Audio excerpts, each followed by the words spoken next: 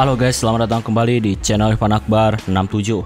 Dalam video kali ini gua mau bahas Kumo Desu ga Nanika. Seperti biasa, gua tuh bakal bahas dari sisi light novelnya. Jadi gua tuh bakal bahas lanjutan anime Kumo Desu ga Nanika berdasarkan light novel volume 6. Video ini adalah part 2 dari pembahasan volume 6. Video ini tentunya adalah kelanjutan dari video sebelumnya. Jadi buat kalian yang belum nonton video pembahasan yang sebelumnya, kalian tuh bisa nonton videonya terlebih dahulu. Video ini isinya tuh udah jelas spoiler untuk lanjutan animenya. Jadi buat kalian yang gak suka spoiler, kalian bisa close video ini. Sebelum kita mulai, gua mau ngingetin lagi ke kalian, jangan lupa untuk subscribe channel ini.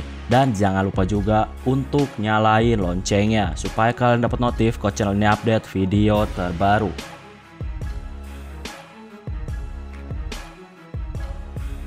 Cerita dimulai dari sudut pandang Aurel. Aurel di sini kesal karena ditinggal sama Ronan di kota Keren. Karena gak ada kerjaan, Aurel pun membantu pekerjaan Tifa. Ketika membantu ngangkat barang, tiba-tiba ada kerumunan di depan mereka. Terdengarlah suara keributan. Ternyata warga sipil lagi mukulin seorang anak laki-laki. Tifa heran kenapa orang dewasa tuh malah memukuli anak-anak. Bocah itu bilang sangat wajar jika dia digebukin sama warga kota Keren. Pasukan Odd telah bertindak terlalu berlebihan sehingga menghancurkan kota Keren yang dihuni sama penduduk sipil. Jadi sangat wajar kalau warga kota Keren sangat membenci pasukan Odd. Makanya bocah yang memihak pada pasukan Odd, dia tuh dipukuli sama warga. Oh ya, bocah laki-laki itu adalah Julius sang pahlawan. Aurel kaget karena di hadapannya adalah pahlawan. Julius di sini sedih karena peperangan kali ini tuh ternyata terlalu berlebihan. Julius di sini berjanji kalau dia nggak akan pernah biarin hal seperti ini terulang kembali. Julius adalah pahlawan dan dia tuh nggak mau dijadiin alat oleh negara lain untuk memenuhi nafsu mereka. Tifa bilang sebaiknya Julius tuh jangan sampai menyerahkan diri untuk dipukuli. Hal itu nggak akan nyelesain penderitaan warga kota Keren. Yang ada warga tuh malah akan menyesal karena telah memukuli anak-anak. Tifa nyaranin sebaiknya Julius tuh memburu monster di sekitar kota. Itu akan meringankan penderitaan warga sipil. Julius mengerti dan dia pun mau menjadi pahlawan untuk menghabisi monster di setiap kota. Oke, saat ini adalah sudut pandangnya Sophia. Bagi Sophia, Mera Zorpis adalah orang yang sangat setia kepada keluarganya. Mera Zorpis juga merupakan kepala pelayan keluarga. Sophia juga tahu kalau Mera Zorpis tuh suka sama ibu Sophia, tapi Mera Zorpis tuh nggak pernah melakukan hal terlarang. Mera sangat tulus ingin ibu Sophia menjadi bahagia dan Mera tuh percaya sama ayah Sophia untuk menjaga orang yang sangat dia sukai. Mera juga adalah sosok yang sangat pekerja keras. Di sini Sophia tuh takut kalau Mera ninggalin dia. Mera itu setia kepada kedua orang tua Sophia, jadi bukan berarti dia tuh bakal setia juga pada anaknya. Saat ini Sophia tuh melihat Mera berlatih bersama Shiro. Oh ya, sekarang tuh gua bakal manggil Kumoko dengan sebutan Shiro atau Nightmare, tergantung sudut pandang orang lainnya. Mera adalah rakyat sipil biasa yang gak bisa pakai pedang, tapi dia tuh sekarang selalu latihan demi menjadi lebih kuat. Sophia juga senang melihat ekspresi Mera yang telah berubah. Sejak minum-minum sama Ariel dan Shiro, ketika bangun tidur, terlihat kalau Mera tuh telah berubah dan jauh lebih cerah. Oke, jadi saat ini Mera, Sophia, dan Ariel mereka tuh lagi memasuki sebuah kota. Karena Mera pernah ada di kota ini, dia pun merekomendasikan tempat makan enak yang tersembunyi. Ketika mereka menunggu makan, gak lama tiba-tiba muncullah pria tua. Pria itu ngeluarin aura intimidasi yang sangat luar biasa. Pria itu pun menyapa Ariel. Ariel juga menyapa pria tua yang ternyata mereka tuh udah lama gak bertemu. Diketahuilah, ternyata pria tua itu adalah pemimpin agama Word of God atau agama firman Tuhan. Ariel heran karena Dustin tuh sekarang berjalan sendirian. Dustin bilang lebih enak pergi sendiri, jadi kalau diserang tuh gak makan banyak korban.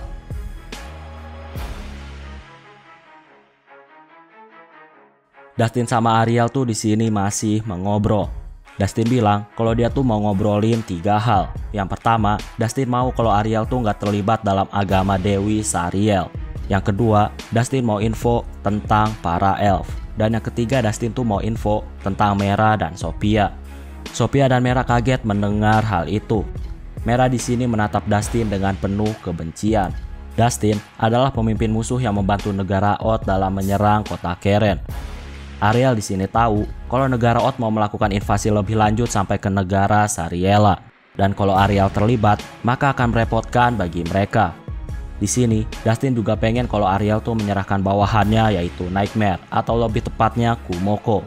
Alasannya karena Nightmare adalah pemicu peperangan. Ariel di sini hanya tersenyum. Ariel bilang kalau Nightmare tuh nggak ada hubungannya sama keinginan Dustin yang nggak mau kalau Ariel tuh terlibat dalam perang di negara Sariella. Jadi nggak ada kewajiban bagi Ariel untuk nyerahin Nightmare. Ariel juga di sini bilang kalau Nightmare tuh bukan bawahannya Ariel. Ariel juga bilang kalau dia tuh nggak terlibat negara Sariella, kecuali pihak Dustin membuat Ariel kesal, maka Ariel tuh bakal terlibat. Dustin paham dan dia tuh mau lanjutin ke poin kedua dan ketiga. Dustin mau info tentang elf dan anak yang diincar oleh para elf, yaitu Sophia. Dustin di sini curiga kalau Sophia tuh membawa ingatan masa lalu. Kalau itu benar, Dustin ngerasa kalau sistem dunia ada bugnya. Dustin ngerasa kalau cuma dia yang bisa membawa ingatan masa lalu kalau udah mati dan terlahir kembali. Tapi ternyata di sini malah ada orang lain. Gak lama datanglah makanan dan semua orang tuh menikmati makanannya. Ariel bilang kalau sistem gak ada bug, jadi Dustin di sini gak usah khawatir. Tapi walaupun gak ada bug, situasi yang sekarang tuh telah banyak berubah. Makanya Ariel tuh bertindak karena telah terjadi perubahan yang besar. Di sini diketahui juga, dalang yang telah membuat negara Old menyerang negara Sariella ternyata adalah agama Word of God. Di sini, Mera terlihat marah ketika mengetahui hal itu. Ariel bilang, motif Dustin yang mau menghancurkan agama Dewi Sariel, motifnya tuh bukan karena masalah perbedaan agama, melainkan karena Dustin memang memerangi para dewa. Dustin di sini ternyata masih nggak percaya kalau sistem berjalan dengan normal. Bagi Dustin, banyak hal yang terjadi sehingga membuat dia tuh curiga kalau sistem ada bugnya. Ariel di sini meyakinkan Dustin kalau sistem bekerja dengan normal. Sophia di sini, dia tuh nggak ngerti tentang pembicaraan sistem yang diomongin sama Ariel dan Dustin. Dustin bilang kalau para elf tuh sangat merepotkan, kedudukan mereka sangat kokoh. Dustin kesulitan mencari info tentang para elf. Setelah banyak mengobrol, Dustin perbolehkan semua orang untuk bertanya sebelum dia pergi. Ariel di sini bilang kalau Mera mau bunuh Dustin, sekarang adalah kesempatan karena Dustin lagi sendirian. Mera bilang kalau melakukan hal itu adalah perbuatan sia-sia. Di sini, Mera tuh seolah-olah tahu kalau Dustin bisa reinkarnasi, makanya Mera bilang sia-sia. Mera bilang kalau dia tuh hanya melayani Sophia. Jadi kalau Sophia nggak ngasih perintah, maka nggak ada alasan bagi Mera untuk bergerak. Apalagi hanya memenuhi nafsu pribadi seperti balas dendam. Setelah itu, semua orang pun berpisah. Ariel dan yang lainnya juga pergi ke penginapan.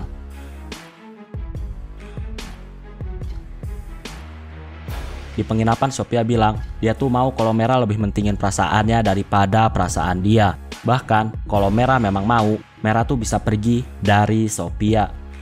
Sophia di sini sebenarnya masih berharap kalau Mera di sisinya, tapi dia juga nggak bisa terus-menerus merepotkan Mera. Mera di sini berlutut dan dia bilang kalau dia tuh mau ada di sisi Sophia dan dia mau melayani Sophia. Setelah Mera mengikrarkan janji kepada Sophia, mereka berdua pun berpelukan dan Sophia di sini menangis bahagia. Melihat mereka berpelukan, Ariel pun keluar ruangan. Ariel berpikir kalau Shiro sangat pintar dalam menebak apa yang dipikirkan dan dirasakan oleh orang lain. Hal itulah yang membuat hubungan Mera dan Sophia menjadi semakin erat. Dengan banyak hal yang telah terjadi, Ariel juga di sini nggak mau untuk berperang sama Shiro. Jadi bersekutu adalah keputusan yang tepat. Saat ini, Ariel dan Dustin bertemu lagi. Karena mereka udah saling kenal, Ariel yakin kalau Dustin pasti nungguin dia untuk mengobrol lebih lanjut. Mereka berdua tuh sama-sama membenci Potimas, makanya mereka agak cocok. Ariel tahu kalau pria di hadapannya tuh akan melakukan apapun demi melindungi umat manusia, bahkan jika memakan banyak korban. Dustin pasti terus maju selama demi kebaikan manusia. Dustin di sini menggunakan agama karena agama tuh adalah cara paling efektif dalam mengumpulkan banyak orang. Makanya saat ini dia tuh harus mengakhiri agama lain supaya manusia bersatu. Ariel mengakui kejeniusan Dustin dalam menciptakan agama Word of God. Dustin tuh manfaatin suara sistem sebagai firman Tuhan. Dustin dapat mengumpulkan banyak orang hanya bermodalkan agama. Oke, jadi seperti yang udah gue bilang, Dustin tuh punya ingatan utuh ketika dia mati dan terlahir kembali. Dustin bisa reinkarnasi, alasannya karena dia tuh punya skill temperance. Ariel berpikir tentang orang-orang yang punya kemampuan seperti Abadi. Ariel udah berkali-kali membunuh Potimas, tapi Potimas gak pernah mati, dan selalu ada Potimas yang baru. Tapi Ariel mengerti kalau Potimas yang selama ini dia bunuh bukanlah Potimas yang asli, melainkan tiruan. Sedangkan Dustin, walaupun dia dibunuh, ketika Dustin lahir kembali, Dustin tuh masih dapat ingatan masa lalu. Bisa dibilang hal itu seperti Abadi tapi bukan Abadi. Di sini juga Ariel berpikir tentang Shiro yang punya konsep seperti Abadi. Tapi Ariel tuh masih nggak tahu trik apa yang dia lakuin sama Shiro. Ariel di sini menanyakan konsep Abadi yang diketahui oleh Dustin. Dustin gak ngerti kenapa Ariel tuh menanyakan hal itu. Ariel bilang kalau dia tuh cuma pengen tahu konsep seperti Abadi. Sebenarnya Ariel tuh pengen info tentang konsep-konsep Abadi supaya dia tuh tahu trik apa yang dipakai sama Shiro. Ariel di sini terus berpikir, tapi dia tuh akhirnya sadar kalau dia juga punya ingatan tentang Shiro. Alasannya karena Shiro pernah menyerangnya pakai pikiran paralel. Di sini Ariel mulai paham. Itu artinya Shiro bisa memindahkan ingatannya pakai pikiran paralel. Ariel di sini hanya geleng-geleng kepala karena dia tuh baru sadar. Ariel baru paham konsep Abadi dari Shiro. Ariel tahu kalau Shiro bisa bertelur. Dan setelah itu ketika hampir mati, Shiro tuh mindahin pikirannya kepada anak-anaknya. Itu artinya konsep Abadi milik Shiro jauh lebih baik daripada milik Potimas maupun milik Dustin.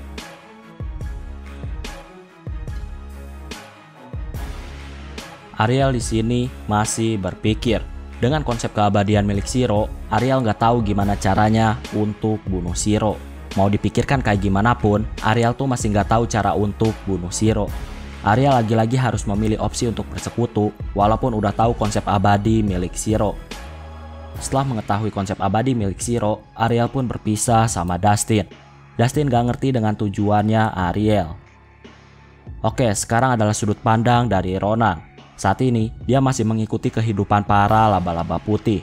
Diketahuilah, ternyata alasan 3 naga melawan para laba-laba putih itu semua karena mereka tuh melindungi telur mereka. Dan sekarang laba-laba putih mau menghabisi naga-naga yang lebih lemah, tapi dihentikan oleh pria serba hitam. Ronan ngerasa pria itu sangat berbahaya. Ronan juga melihat 9 laba-laba kuat, mereka tuh terlihat ketakutan melihat pria serba hitam.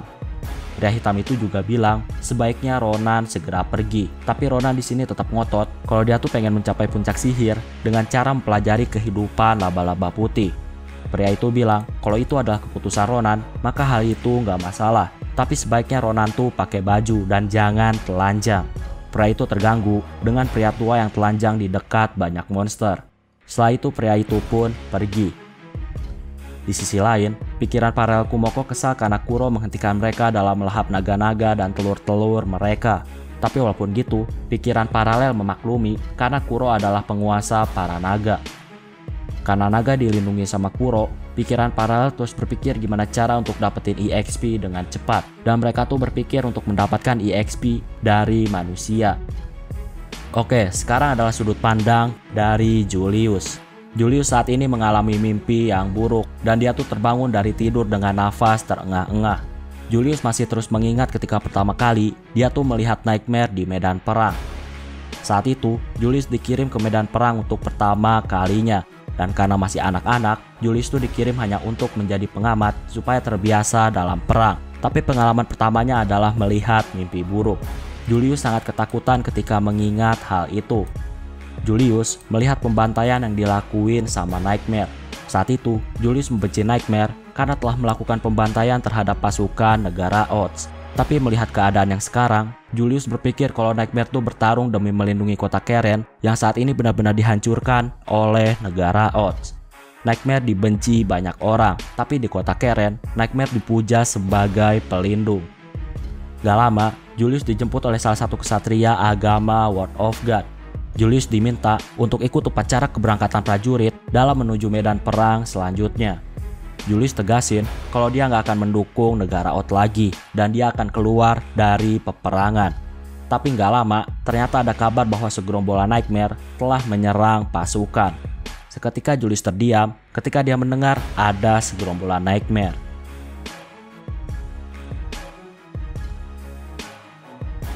Julius melihat segerombolan Nightmare menyerang di daerah sekitar gerbang. Karena kondisinya kacau, Tifa menyuruh Julius untuk segera melarikan diri. Julius di sini pengen ikut bertarung, tapi Tifa menahannya karena sangat berbahaya. Tifa sangat tahu teror nightmare begitu mengerikan, makanya Tifa mau kalau Julius tuh pergi untuk menyelamatkan dirinya. Tapi Julius tuh di sini tetap ngotot dan dia bahkan naik ke tembok pintu gerbang. Julius melihat ada laba-laba dalam jumlah yang banyak. Julius lagi-lagi melihat pembantaian. Julius di sini mencoba menyelamatkan seorang prajurit yang mau diserang, tapi karena tubuhnya terlalu ringan, Julius pun akhirnya terpental. Prajurit itu pun dikerumuni oleh laba-laba dan terdengar teriakan dari prajurit itu.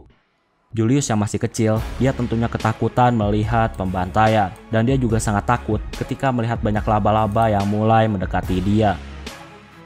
Di sisi lain, Ronan saat ini kehilangan jejak laba-laba putih yang tiba-tiba menghilang. Sebelum Ronan pergi mencari, Ronan mutusin untuk pakai baju terlebih dahulu dan dia pun menuju kota Keren. Ketika mencari baju, Ronan tuh ngerasa ada keributan di luar. Gak lama, Ronan disapa sama Aurel. Aurel heran kenapa Ronan telanjang. Tapi walaupun gitu, Aurel senang karena Ronan bisa kembali di waktu yang tepat. Saat ini telah terjadi penyerangan oleh segerombolan laba-laba. Ronan kaget ketika mendengar hal itu. Ronan curiga kalau itu adalah laba-laba putih yang selama ini dia ikuti.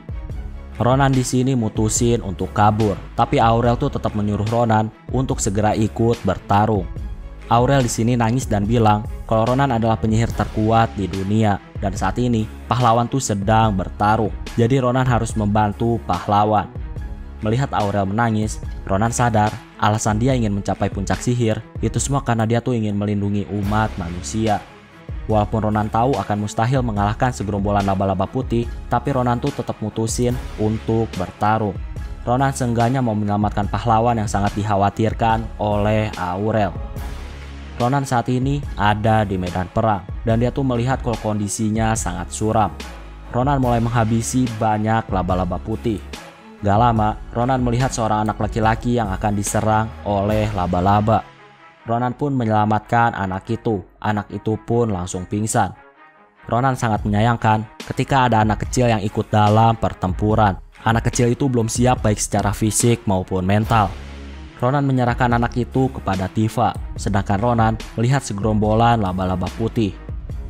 Di sisi lain, ketika semuanya pergi ke kota, seperti biasa Kumoko sangat bosan dan dia tuh hanya mendandani boneka laba-laba milik Ariel. Gak lama Kumoko ngerasain kedatangan dari Kuro. Kuro bilang kalau tiruan-tiruan Kumoko saat ini lagi mengamuk. Kuro ngasih lihat tayangan gerombolan laba-laba putih yang sedang menyerang kota Keren. Kumoko kaget melihat hal itu. Kuro menyuruh Kumoko untuk segera menghentikan tiruannya. Karena gak mau bermasalah sama Kuro, Kumoko bilang kalau dia tuh bakal menghentikan para tiruannya. Kumoko pun langsung berteleport. Kumoko masih gak ngerti tentang apa yang dipikirkan oleh pikiran paralelnya.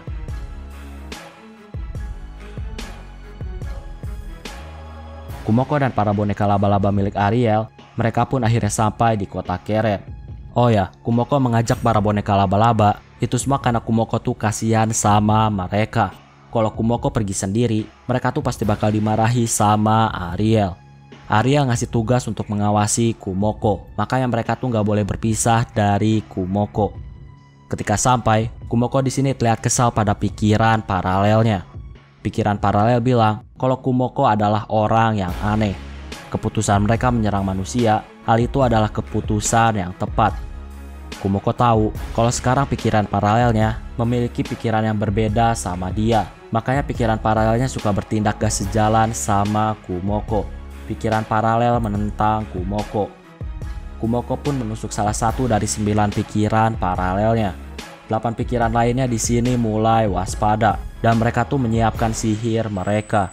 Kumoko pakai barrier tapi dibatalkan sama pikiran paralel.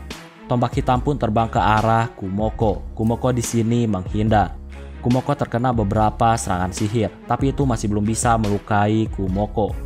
Kumoko terus berlari dan dia pun menebas salah satu pikiran paralelnya pakai skill pembusukan. Satu pikiran paralel langsung membusuk dan jadi debu. Sekarang sisa 7 lagi. Mereka menjaga jarak dari Kumoko dan mereka tuh terus menembaki Kumoko pakai sihir. 7 pikiran paralel mau memakai sihir Abyss untuk membunuh Kumoko. Kumoko terus berpikir tentang apa yang harus dia lakuin. Sampai akhirnya Kumoko pun dapat ide, dan pikiran paralel Kumoko, mereka tuh nggak bisa pakai sihir Abyss mereka. Semua pikiran paralel kebingungan dengan apa yang telah terjadi. Kumoko di sini langsung menusuk salah satu pikiran paralelnya. Sekarang hanya tersisa 6. Mereka masih kebingungan kenapa mereka tuh nggak bisa pakai sihir Abyss. Sedangkan di sini Kumoko terus menyerang mereka tanpa memberikan penjelasan. Oke, jadi di sini Kumoko tuh mematikan semua skill-skill yang dia miliki. Makanya pikiran paralel Kumoko tuh nggak bisa pakai skill-skill mereka. Karena pikiran paralel nggak bisa pakai skill-skillnya, maka Kumoko juga nggak bisa pakai skill-skill miliknya. Kumoko harus menonaktifkan semua skillnya supaya dia tuh bisa mengalahkan pikiran paralelnya. Pikiran paralel Kumoko nggak sejalan sama Kumoko. Hal itu terjadi ketika mereka tuh menyerap dan mengalahkan Monster Mother. Sejak saat itu, Kumoko dan pikiran paralelnya tuh udah menjadi orang yang berbeda. Bisa dibilang, Mother telah mempengaruhi pikiran paralel milik Kumoko. Singkatnya, Kumoko menghabisi banyak pikiran paralelnya. Segala jenis serangan fisik pikiran paralel, serangan itu nggak berguna di hadapan Kumoko. Apalagi Kumoko tuh pakai baju yang bisa menambahkan status pertahanan. Sekarang sisa 3 lagi, dan mereka tuh mau kabur. Tapi Kumoko mengaktifkan skill mata gravitasi, dan itu membuat keduanya nggak bisa gerak. Keduanya bilang, kenapa Kumoko tuh nggak setuju dengan rencana mereka. Padahal rencana mereka adalah rencana terbaik, yang bahkan bisa menyelamatkan dunia dengan cepat. Bagi mereka, tindakan Kumoko saat ini nggak masuk akal. Kumoko sendiri memang menyadari membunuh banyak manusia akan mempercepat dia mendapatkan kekuatan yang hebat. Tapi Kumoko tuh berpikir kalau dia tuh nggak akan pernah mengambil jalan itu. Kumoko yakin kalau pikiran paralelnya telah mewarisi kebencian dari Mother. Makanya pikiran paralelnya tuh nggak mengerti keinginan Kumoko. Kumoko pun menghabisi 2 pikiran paralel. Dan sekarang hanya tersisa 1, yaitu mereka yang sedang berhadapan dengan 4 boneka laba-laba milik Ariel.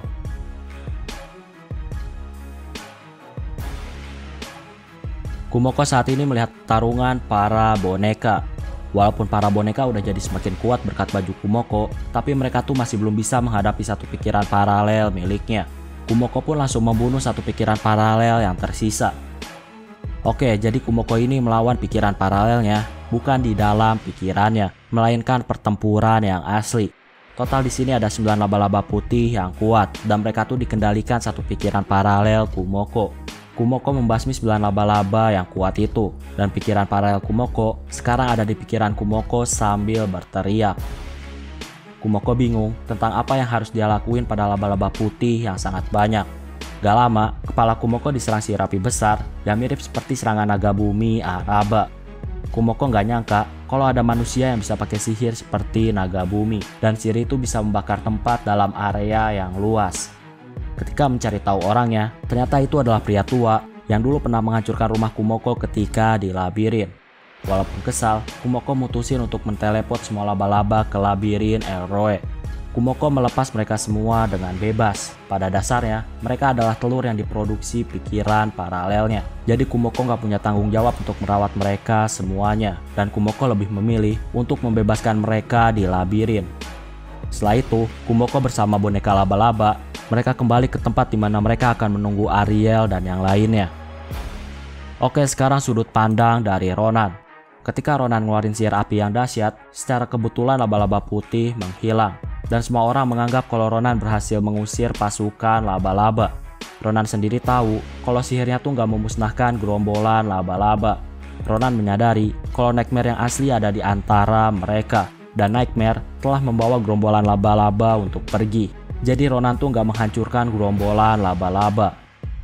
Ronan sendiri langsung lemas karena kehabisan MP ketika dia ngeluarin sihir yang sama seperti naga bumi.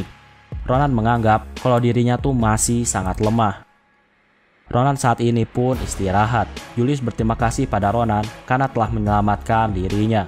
Ronan bilang kalau dia bergerak karena permintaan Aurel yang menangis di hadapannya. Walaupun Julius tahu kalau Ronan adalah orang yang aneh, Julius di sini meminta untuk dijadikan murid dari Ronan. Julius mau belajar banyak dari Ronan. Di sisi lain, Dustin kesal karena laba-laba menyerang kota Keren yang sedang diambil alih oleh pasukannya. Dustin tahu kalau itu adalah pasukan Nightmare dan bukanlah pasukan Ariel. Dustin gak ngerti kenapa Nightmare dan Ariel tuh bertindak di jalan yang berbeda. Jika Nightmare mendukung negara Sariella, maka Dustin akan kesulitan dalam menaklukkan negara itu. Dustin akan memikirkan ulang apakah jadi menyerang negara Sariella atau enggak. Di sisi lain, Kumoko kembali ke tempatnya dan ternyata di sana tuh masih ada Kuro. Gak lama datang juga Ariel dan yang lainnya. Ariel di sini minta maaf ke Kumoko karena mereka tuh terlambat. Ariel juga di sini terlihat mengabaikan Kuro. Ariel juga di sini membawa 1 barrel alkohol dan pesta minum-minum pun dimulai.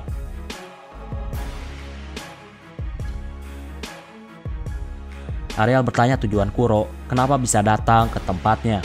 Sambil mabok, Kuro bilang kalau dia datang untuk ngasih tahu Kumoko supaya menghentikan tiruannya yang sedang mengamuk di kota Keren. Kuro di sini ngasih tahu Ariel kalau tiruan-tiruan itu telah terkontaminasi pikiran Mother yang merupakan salah satu bawahan dari Ariel. Makanya tiruan-tiruan Kumoko tuh ingin memusnahkan manusia. Kuro bertanya kenapa Ariel tuh membenci manusia. Ariel bilang kalau dia sangat membenci manusia, alasannya karena manusia menjadikan Dewi Sariel sebagai pengorbanan untuk mereka supaya mereka tuh bisa tetap bertahan hidup. Kumoko akhirnya mengerti kalau pikiran paralelnya tuh secara nggak langsung telah terpengaruhi kebencian dari Ariel terhadap manusia. Di sini sambil mabok, Kumoko tuh menertawakan tindakan bodoh dari Sariel. Kumoko nggak setuju dengan konsep ngorbanin diri sendiri untuk kebahagiaan orang lain. Bagi Kumoko, lebih baik bahagiain diri sendiri daripada bahagiain orang lain. Mendengar hal itu dari Kumoko, Kuro di sini tertawa. Kuro akhirnya paham alasan kenapa dia bisa tertarik sama Kumoko.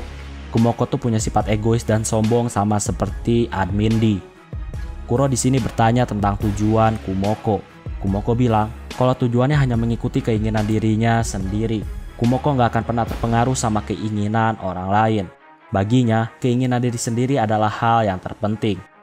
Kumoko nggak pernah ngerti alasan kenapa orang tuh bisa mengabdikan diri pada orang lain. Kumoko juga di sini pengen belajar tentang apa yang menyenangkan dari hidup untuk memenuhi keinginan orang lain.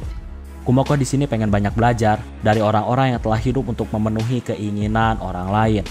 Di sini, Ariel dan Kuro nggak ngerti maksud Kumoko yang minta diajari. Tapi pada akhirnya mereka semua tertawa karena mereka mabok. Oke, sekarang kembali lagi ke sudut pandang Sophia. Jadi, ketika Sophia dan Mera berpelukan, Sophia ini ternyata meminum darah Mera. Dan tanpa sadar, dia tuh meminum darah terlalu banyak. Sehingga Mera pun jadi pingsan. Sophia sendiri nggak ngerti kenapa dia bisa refleks meminum darah Mera ketika berpelukan. Karena hal itulah, mereka tuh harus menginap 1 hari lagi. Dan itu membuat mereka terlambat untuk kembali ke tempat Shiro. Ketika semuanya kembali ke tempat Shiro, Sophia tuh melihat pria serba hitam. Dan singkatnya mereka semua mabok kecuali Sophia yang langsung pingsan. Besoknya, pria itu udah pergi. Sophia dan yang lainnya juga lanjutin perjalanan. Dan mereka pun sampai di ibu kota Sariella. Di sini, tugas Ariel dan Kumoko telah selesai karena berhasil mengantarkan Sophia dan Mera. Tapi di sini Sophia bilang kalau dia tuh mau ikut ke wilayah iblis bersama Ariel. Tentunya Mera juga di sini bakal ikut. Sophia gak mau tinggal di negara Sariella karena Sariella menyimpan banyak kenangan bagi Mera. Dan itu akan membuat Mera menjadi terbelenggu sama masa lalu. Makanya lebih baik pergi ke wilayah iblis. Tentunya Mera setuju karena sekarang tuannya adalah Sophia. Setelah semuanya setuju, mereka semua pun pergi ke wilayah iblis.